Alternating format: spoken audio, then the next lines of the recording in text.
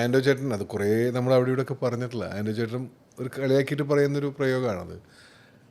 മമ്മൂക്കടുത്ത് ആരെങ്കിലും വന്ന് കഥ പറയും, സീരിയസ് ആയിട്ടുള്ള ഈ അവാർഡ്, അന്നൊക്കെ അവാർഡ് സിനിമ എന്ന പേരിൽ അറിയപ്പെടുന്നു. ഇപ്പോൾ സമാന്തര സിനിമ എന്നൊക്കെ പറയും. അതെ അതെ. ഇവിടെ നമുക്ക് നോ പറഞ്ഞ നേരെ തൃശ്ശൂർക്ക് വണ്ടി കയറും, ഷാൻ്റെ അടുത്ത് പോകുന്നു. തമാശ അത് പറഞ്ഞു. പക്ഷെ അന്ന് ഒരുപാട് സമാന്തര സിനിമകളിൽ അല്ലെങ്കിൽ വളരെ ഗൗരവപരമായ പ്രമേയം കൈകാര്യം സിനിമകളിൽ അതുകൊണ്ടാണ് അങ്ങനെ പറഞ്ഞത്. അല്ലാതെ ഇപ്പോൾ മമ്മൂക്ക റിജക്റ്റ് ചെയ്ത സിനിമ ഒന്നും എന്നിലേക്ക് വന്നില്ല.